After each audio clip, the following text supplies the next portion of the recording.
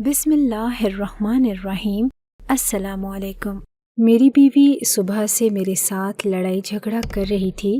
وہ کہتی تھی کہ میں نے بھی اس عورت کے پاس جانا ہے جو اپنے شوہر کی ایک چیز سے پورے علاقے کی بانجھ عورتوں کا علاج کر چکی ہے، اور یہ علاج صرف ایک دن میں ہی ہو جاتا ہے۔ میں پڑھا لکھا تھا، میں اسی جاہلانہ باتوں پر کان نہیں رکھتا تھا۔ میں نے اسے کہا کہ تم نہیں جاؤ گی، میں تمہیں کہیں نہیں بھیجوں گا، جانے ادھر کیا ہو رہا ہوتا ہے۔ وہ بار بار جھگڑا کر رہی تھی کیونکہ اس سے پہلے وہ آرام سے یہ بات کہہ چکی تھی۔ ابھی ہم لوگ یہ بات کر ہی رہے تھے کہ میری بہن گھر میں داخل ہوئی اور پاگلوں کی طرح رونے لگی۔ میری بہن کے ساتھ بھی یہی معاملہ تھا کہ اس کے ہاں بھی 7 سال سے اولاد نہیں تھی۔ شاید یہ ہم لوگوں کا خاندانی مسئلہ تھا، کیونکہ اس کی شادی بھی اپنے کزن سے ہوئی تھی۔ میں فوراً باہر نکلا اور میں نے کہا کہ سمیہ کیا ہو گیا؟ تو کہنے لگی کہ بھائی میں اس عورت کے پاس گئی تھی۔ اس عورت کا نام سب نے کالی مائی ڈالا تھا کیونکہ وہ بالکل ہی کالی سی عورت تھی۔ میں نے اسے کہا کہ پھر تم رو کیوں رہی ہو؟ اس نے کہا کیونکہ اس نے میرا علاج کرتے کرتے میرے ساتھ بہت برا کیا۔ میں آپ کو کیا بتاؤں؟ میں آپ کو نہیں بتا سکتی۔ وہ پھوٹ پھوٹ کے رونے لگی اور میں نے پلٹ کر اپنی بیوی کی طرف دیکھا کہ اب دیکھ لو یہ کیا ہو رہا ہے۔ پر حیران تو میں تب ہوا جب مجھے پتا چلا کہ میری بیوی بھی اس عورت کے پاس گئی ہے اور اس کے شوہر کی کسی چیز سے اس نے اپنے بانجھ پن کا علاج کروایا ہے۔ وہ چیز کیا تھی یہ جان کر میں فوراً اپنی بیوی کو طلاق۔ میں رات کو اٹھا تو میری بیوی گھر میں نہ تھی۔ یہ بات میرے لیے بہت ہی زیادہ عجیب تھی، کیونکہ میری بیوی گھر سے کہیں نہیں جاتی تھی اور اس کے میکے والے بھی یہاں سے بہت دور تھے۔ وہ اکیلی کبھی بھی باہر نہیں نکلتی تھی، نہ تو یہ اس کا شہر تھا اور نہ ہی اس کا علاقہ تھا۔ اسے ابھی تک گلیوں کا پتہ ہی نہ تھا، علاقوں کا پتہ نہ تھا۔ اسے نہیں پتہ تھا کہ رکشے والے کو کیا کہہ کے جانا ہے، اس لیے وہ کہیں باہر نہیں جاتی تھی اور رات کے ٹائم وہ پورے گھر میں نہیں تھی۔ پہلے مجھے لگا کہ کمرے میں نہیں ہے، میں اسے آس پاس تلاش کرنے لگا، لیکن پھر میں نے محسوس کیا کہ گھر میں بھی نہیں ہے اور دروازہ بھی کھلا ہوا تھا۔ میں بڑا پریشان ہو گیا۔ تھوڑی دیر کے بعد مجھے باہر سے ہلچل کی آواز آئی۔ میں واپس آ کر اپنی جگہ پر لیٹ گیا اور انتظار کرنے لگا کہ وہ کیا کرتی ہے۔ وہ جیسے دبے پاؤں اٹھ کر گئی تھی ویسے ہی دبے پاؤں اٹھ کے واپس آئی اور آ کر اپنی جگہ پر لیٹ گئی۔ صبح میں نے اس سے پوچھا کہ تم رات کو کہیں گئی تھی؟ تو صاف مکر گئی۔ اس نے کہا کہ نہیں، میں تو کہیں نہیں گئی تھی۔ میں نے کہا کہ مجھے ایسے لگا کہ جیسے تم نہیں تھی۔ کہنے لگی کہ نہیں، میں شاید باتھ روم میں ہوں گی تو آپ کو پتہ نہیں چلا ہوگا۔ میں نے کہاں جانا ہے، وہ بھی رات کے ٹائم میں؟ میں حیران تھا کہ میری بیوی نے 4 سال میں مجھ سے آج تک ایک بھی جھوٹ نہیں بولا۔ وہ مجھ سے اتنا بڑا جھوٹ کیوں بول رہی تھی؟ وہ کہاں گئی تھی آدھی رات کو؟ کہاں سے آ رہی تھی؟ یہ سارے سوال ہی ایک مرد کے لیے بہت مشکل ہوتے ہیں اور ان کا جواب ہمیشہ ایک ہی ہوتا ہے۔ میں بہت پریشان ہو گیا کیونکہ آج کل معاشرہ کس طرف جا رہا تھا یہ تو سبھی جانتے ہیں۔ اب وہ بات نہیں رہی تھی کہ صرف جوان لڑکیاں ہی غلط راستے پہ چل پڑتی ہوں۔ آج کل تو بوڑھی کیا، جوان کیا، شادی شدہ کیا، غیر شادی شدہ کیا، کسی کو بھی اپنے راستے سے بھٹکانا کوئی آسان سی بات رہ گئی ہے۔ صبح ہوتی تھی تو میری ماں کی باتیں شروع ہو جاتی تھی۔ جب میری بیوی ان کو کہتی کہ آپ کیوں اکیلی بیٹھی ہیں، جا کر ٹی وی لگا لیں، تو وہ کہتی کہ اکیلی ہی بیٹھوں گی نا، پوتا پوتی تو دیا نہیں تو نے، تو اب کیا ٹی وی سے پوتے پوتی نکالوں؟ جب میری بیوی کہتی کہ آپ کے لیے کچھ بنا دوں تو کہتی کہ زہر بنا دے، کیونکہ پوتا پوتی تو دے نہیں سکتی، زہر تو دے سکتی ہے۔ جب وہ کہتی کہ آپ کو کہیں باہر لے چلتی ہوں، دل بہل جائے گا آپ کا، تو آگے سے کہتی کہ پوتا پوتی ہوتے تو باہر جانے کی کیا ضرورت تھی؟ ارے پوتا نہیں دینا تھا، ایک پوتی ہی دے دے، بچہ تو پیدا کر دے بانجھ عورت، تجھے کہاں سے اٹھا کے لے آئے ہم؟ کاش کہ تیری شکل پہ لکھا ہوتا کہ تو بانجھ ہے، ہم تو تیری شکل دیکھ کر تجھے لائے تھے، ہمیں کیا پتا تھا کہ تو ایسے نکلے گی۔ ویسے میری بیوی کا ضبط ہی تھا کہ وہ اتنی ساری باتیں برداشت کرتی تھی اور آگے سے کوئی جواب نہیں دیتی تھی، کوئی بھی بات نہیں کرتی تھی، ہلکا سا بھی جواب نہ دیتی تھی۔ میری ماں کے دل میں جو آتا ہے وہ بولتی رہتی تھی۔ کبھی کبھی اسے دیکھ کر مجھے بھی عجیب لگتا تھا، اس کے لیے برا بھی لگتا تھا وہ بار بار ادھر ادھر جاتی تھی، ساری ڈاکٹر سے اس نے علاج کروا لیا تھا، میرے سے پیسے نہیں لیتی تھی، اپنی جیب خرچ کے پیسوں میں سے استعمال کرتی تھی، اپنے گھر والوں سے پیسے منگوا لیتی تھی، کبھی کوئی اپنی چیز بیچ دیتی تھی، بس علاج کروا رہی تھی۔ اسے بچہ چاہیے تھا۔ میں نے اسے ایک دن پیار سے سمجھایا اور کہا کہ ہم لوگ کوئی بچہ اڈاپٹ کر لیتے ہیں، گود لے لیتے ہیں، اور وہ کہنے لگی کہ نہیں، اس طرح تو آپ کی ماں کے طعنے کبھی ختم نہیں ہوں گے، میں آپ کی ماں کے طعنوں سے تنگ آ گئی ہوں۔ میں نے کہا کہ اگر تنگ آ گئی ہو تو ان کو کوئی سیدھا سادہ سا جواب دے دیا کرو، تاکہ ان کو بھی پتہ چلے کہ وہ تمہیں طعنے نہیں دے سکتی، کیونکہ جو غلط ہے وہ میرے لیے بھی غلط ہے، میری ماں کے لیے بھی غلط ہے اور تمہارے لیے بھی غلط ہے۔ وہ کہتی تھی کہ نہیں، میں صبر کروں گی، میں ضبط سے کام لوں گی، اور ایک دن ان کے طعنوں کے بدلے میں ان کی گود میں پوتا یا پوتی پکڑا دوں گی، اس دن میں جیت جاؤں گی۔ مجھے ان سے جھگڑا نہیں کرنا، بس مجھے بچہ پیدا کرنا ہے، اور آپ کہتے ہیں کہ بچہ گود لے لو، بچہ گود لینے سے ان کے طعنے تو ختم نہیں ہوں گے۔ دراصل معاملہ ایسا تھا کہ میری بیوی میں ہی مسئلہ تھا، میں نے اسے کبھی اس بارے میں باتیں نہیں سنائی تھی اور نہ ہی طعنے دیے تھے، لیکن میری ماں ساری کسر پوری کر دیتی تھی، وہ بہت زیادہ پریشان رہتی تھی۔ یہ مسئلہ صرف میری بیوی میں ہی نہیں بلکہ بہن میں بھی تھا۔ مجھے تو ایسے لگتا تھا کہ میری ماں میری بیوی کو طعنے دیتی تھی، اسی لیے میری بہن کے آگے یہ سب کچھ آ رہا تھا، پر میری ماں کی زبان پھر بھی نہیں رک رہی تھی۔ میری بیوی کو اگر کوئی یہ کہتا تھا نا کہ سڑک کنارے وہ جو آدمی بیٹھا ہے گوبر بیچ رہا ہے، اگر اس کو گوبر کو تم اپنے پیٹ پہ لگا لو تو تم ماں بن جاؤ گی، تو وہ یہ بھی کرنے کو تیار تھی۔ اس کی چھوٹی سی خوشی پہلے اس کی حسرت بنی، پھر اس کی ضرورت بنی، اور اب اس کا جنون بن چکی تھی، اور مجھے یہ نہیں پتا تھا کہ اس کا یہ جنون کہاں جا کر ختم ہوگا۔ جب میری بہن پہلے گھر آتی تھی تو وہ بھی میری بیوی کو بہت زیادہ تنگ کرتی تھی، جب وہ چلی جاتی تھی تو ہم لوگ پاگلوں کی طرح لڑتے تھے، لیکن اب جب اسے بھی ڈاکٹر نے کہہ دیا تو اس کے ساتھ مسئلہ ہے، تو وہ میری بیوی کے ساتھ اچھے طریقے سے پیش آتی تھی۔ ایسے ہی ہوتا ہے نا، جب آپ کسی کو دکھ دے رہے ہیں اور وہی دکھ آپ کے نصیب میں آ جائے تو پھر آپ کو پتہ چل جاتا ہے کہ وہ انسان کتنی بڑی مشکل میں تھا، لیکن پھر بھی کہیں نہ کہیں میری ماں اور میری بہن ایک ہو جاتی تھی اور میری بیوی کا دل دہلانے لگتی تھی۔ مجھے برا لگتا تھا، اس لیے میں اس کے ساتھ اچھے سے رہتا تھا کہ کم سے کم میرے حوالے سے تو اسے کوئی دکھ نہ پہنچے، پر یہ نہیں پتا تھا کہ وہ مجھے اپنی ذات سے دکھ پہنچانا چاہتی تھی۔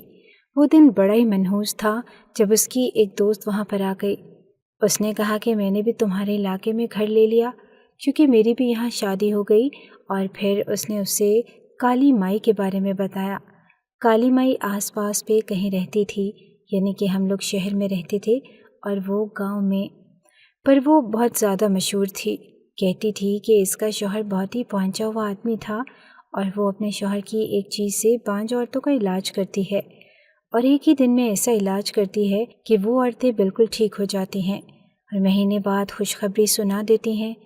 جب کوئی کسی کو اس طرح کی بات سناتا ہے تو وہ اسی طرح سناتا ہے، تو جیسے یہ بات بالکل سچ ہے اور اس میں کوئی جھوٹ یا کوئی بھی فریب ہے ہی نہیں۔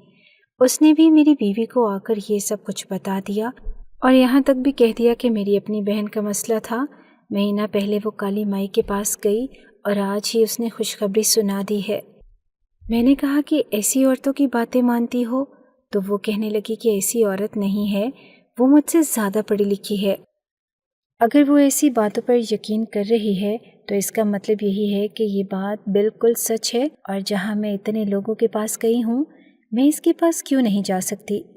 میں نے کہا کہ دیکھو، تم جا سکتی ہو، پہلے بھی گئی ہو، تم اپنا ایمان تو خراب کر چکی ہو، کبھی کسی بابے کے پاس جاتی، کبھی کسی کا تعویذ بھی پیتی تھی، کبھی کسی دھاگے کو مانتی۔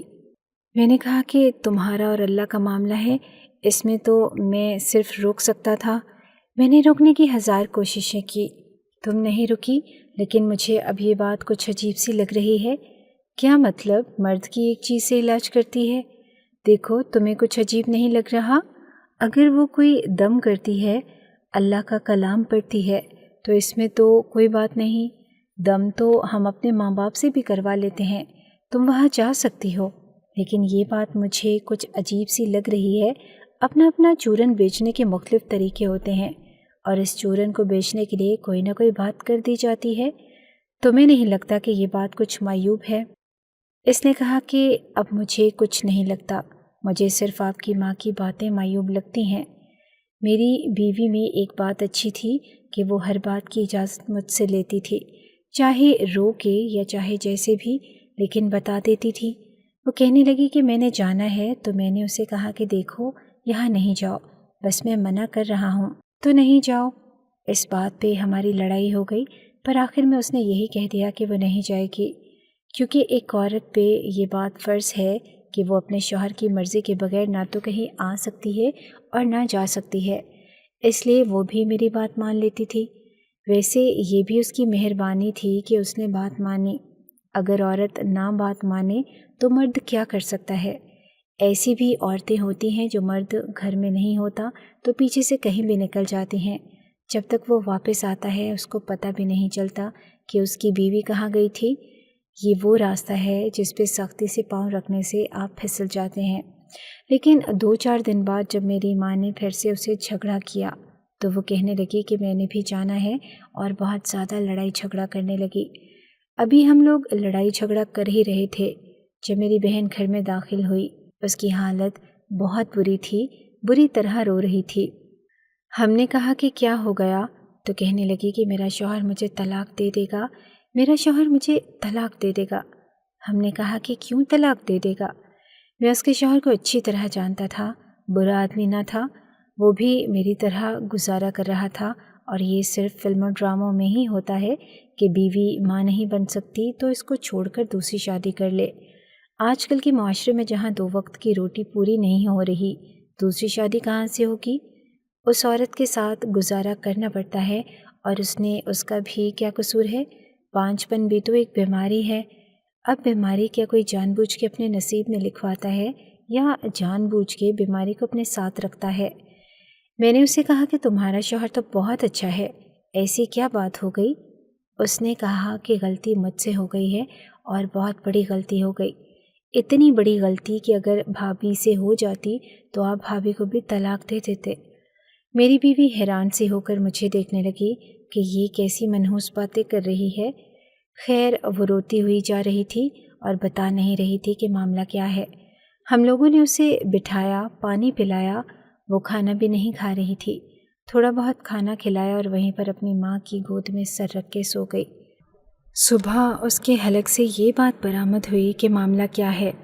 उसने बात शुरू हुई यहाँ से की कि वो मैं काली माई के पास गई थी, मुझे मेरे शौहर ने मना किया था, लेकिन मैं फिर भी वहाँ गई थी और अब वो कहता है कि मैंने तुम्हें अपने साथ नहीं रखना।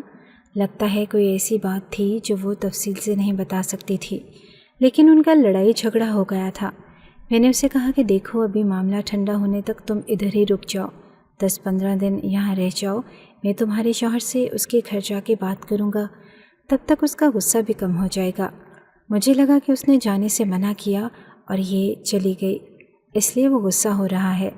मैंने अपनी बीवी से कहा कि देखो वो वहाँ गई थी ना, अब इसका घर दाव पे लग गया है, तुम भी ऐसी कोई हरकत ना करना। मेरी बीवी चुप हो गई। खैर मेरी बहन को हमारे घर में आए हुए 20-25 दिन हो गए थे।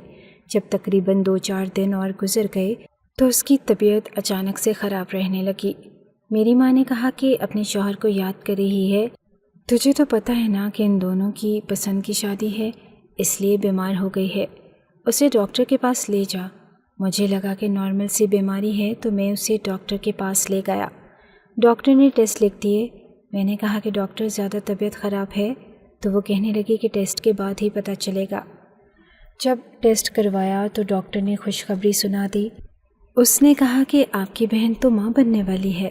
ये बात सुन के हम सब लोग हैरान रह गए, क्योंकि उसकी शादी मेरी शादी से भी पहले हुई थी और उसके यहाँ 7 साल से औलाद ना थी, और अब वो उस काली माई के पास गई और माँ बनने वाली थी। जब ये बात घर में फैली तो मेरी माँ तो खुशी से निहाल हो गई।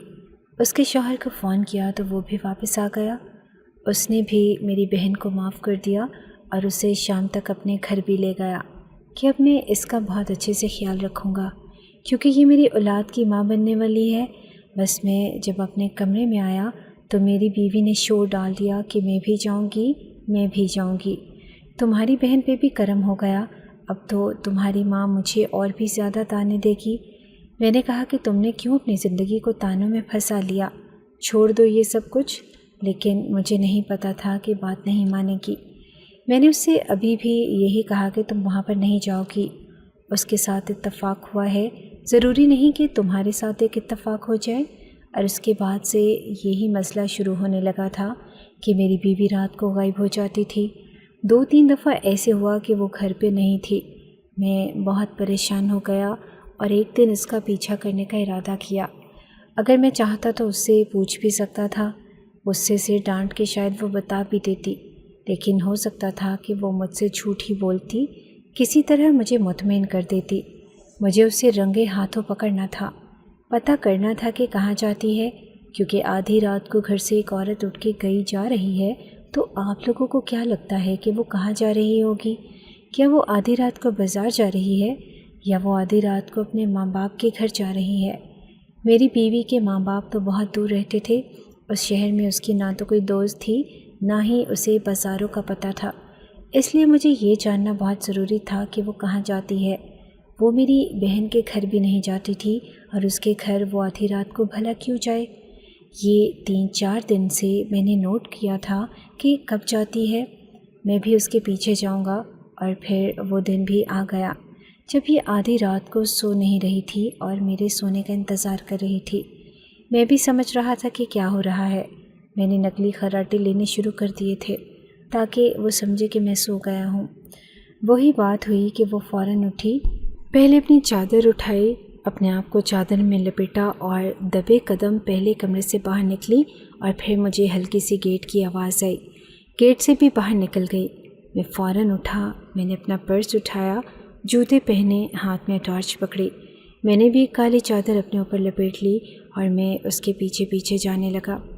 وہ تو چلتے ہی جا رہی تھی، اس کا پیچھا کرتے کرتے چلتے چلتے تو میری ٹانگوں میں درد ہو گیا تھا۔ وہ کسی ایسی جگہ جا رہی تھی جہاں پر شاید رکشے میں جانا زیادہ مناسب ہوتا، لیکن وہ پیدل جا رہی تھی۔ ایسی بھی کیا مجبوری تھی؟ مجھے کسی کا ڈر بھی نہیں لگ رہا تھا۔ آس پاس دیکھ رہی تھی اور چلتی جا رہی تھی۔ سامنے دیکھا تو بیابان تھا اور ایک ہی گھر تھا۔ اس نے دروازہ کھٹکھٹایا اور ایک کالی سی عورت نے دروازہ کھولا اور وہ اندر چلی گئی۔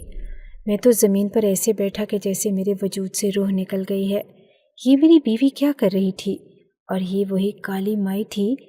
اس کا مطلب کہ یہ روز مائی کے پاس جا رہی تھی۔ میرے دماغ میں وہی بات گونج رہی تھی کہ اپنے شوہر کی ایک چیز سے علاج کرتی ہے۔ کیا چیز تھی وہ؟ یہ کیا ہو رہا تھا؟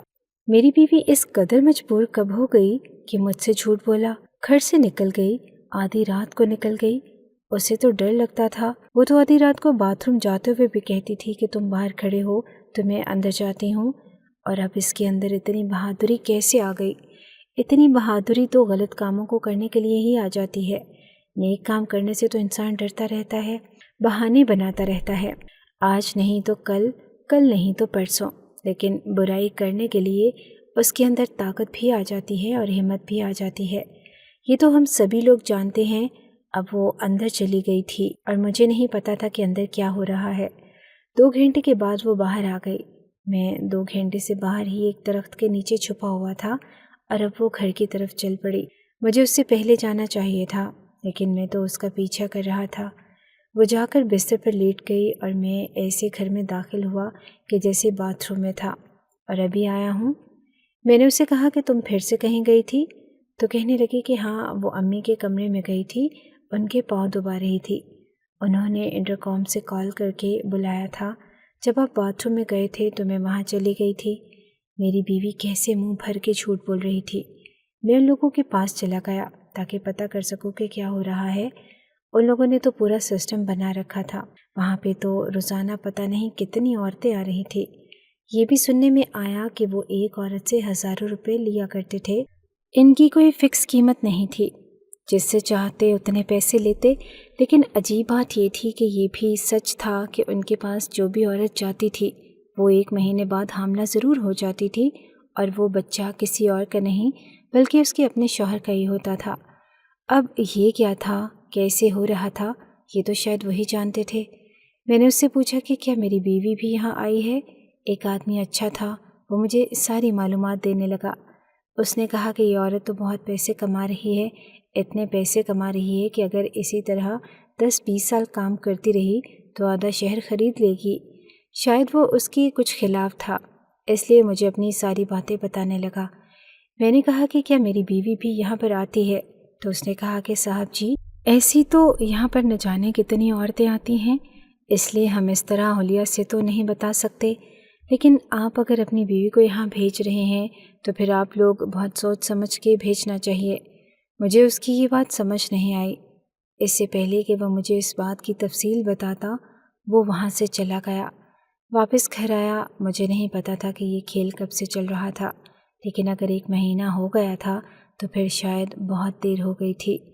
وہی بات ہوئی کہ جب گھر آیا تو گھر آتے ہی میری ماں نے میرے منہ پہ مٹھائی ٹھوس دی اور کہا کہ مبارک ہو، تو باپ بننے والا ہے۔